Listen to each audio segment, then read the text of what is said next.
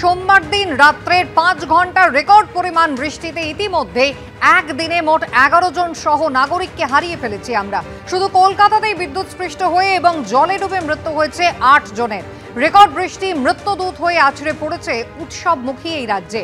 কেউ পেটের দায়ে পথে বেরিয়ে বিদ্যুৎস্পৃষ্ট হয়ে প্রাণ হারিয়েছেন, কাজ করতে গিয়ে খোলা তারের ছোবলে মারা গিয়েছেন কেউ।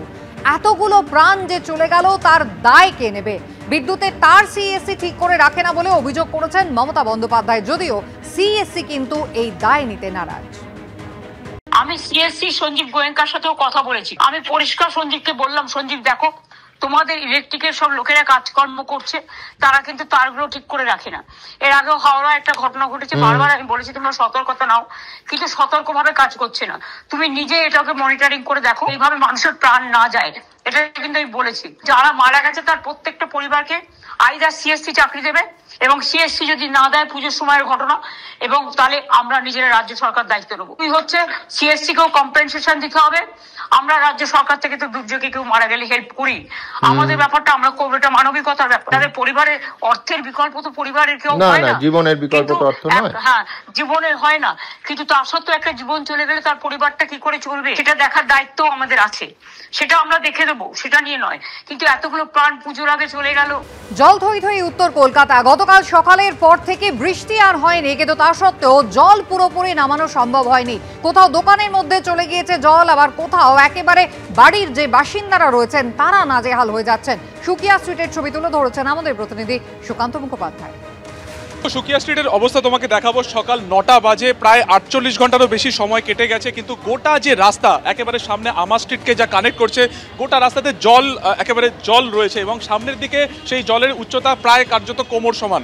এবং এই মুহূর্তে সাফাই অভিযান চালানো হচ্ছে। গোটা এলাকা তুমি দেখতে পাচ্ছ, দোকানপাট পুরোপুরি বন্ধ। সামনে একটি পুজো মণ্ডপ রয়েছে, সেই পুজো মণ্ডপও কার্যত ভেসে গিয়েছে, এবং পুজোর আগে সার্বিকভাবে ক্ষতি হয়েছে কিন্তু এখানকার যারা বাসিন্দা তারা। তুমি দেখতে পাচ্ছ মিষ্টির দোকান সামনে হাড়ি পড়ে রয়েছে, এখানে দোকান এখনো পর্যন্ত কিন্তু সবেমাত্র খোলা হয়েছে, সেখানে সাফ সাফাইয়ের অভিযান চলছে। এবং পরপরই সুকিয়া স্ট্রিটের দুদিকে যে সমস্ত দোকান রয়েছে তা কার্যত বন্ধ, তার কারণ দোকানের ভেতরে কিন্তু জল ঢুকে গেছে। একবার ছোট্ট করে সামনের দোকানটা দেখাবো, দোকানের ভেতরে জল পুরোপুরি কিন্তু ঢুকে গেছে, এবং কালকে যতটা উচ্চতা ছিল তার থেকে কিছুটা নেমে গেল জলের। দোকানের ভেতরের যে পরিস্থিতি, প্রায় 1 হাঁটু জল, একেবারে স্টেশনারি দোকান পুরোপুরি বন্ধ অবস্থাতে রয়েছে। পুজোর আগে স্বাভাবিকভাবে কিন্তু প্রভূত ক্ষতি এই মুহূর্তে এই গোটা সুকিয়া স্ট্রিট। আমি একবার কথা বলার চেষ্টা করব। এই হচ্ছে যে স্টোর রুম, কি পরিস্থিতি, একেবারে ভেতরে জল ঢুকে গেছে আপনাদের? ক্ষয়ক্ষতি তো বিশাল ক্ষয়ক্ষতির মাত্রা এতখানি যে বলা যাবে না। এই মুহূর্তে এত ক্ষয়ক্ষতি যে আমাদের দুটো গোডাউন, একটা দোকান, সব মিলিয়ে আমরা একদম পুজোর আগে একদম শেষের মুহূর্ত, মানে একদম আমরা শেষ। পুজোর আগে যে পরপর সমস্ত দোকান বন্ধ, কবে জল নামবে কিছু বলা হচ্ছে? জল তো দেখুন কালকে থেকে সারাদিন জল নামতে পারেনি, অন্তত আমাদের 1 ফুট মতো জল নেমেছে, এখনো জল বলতে পারছি না। God nose.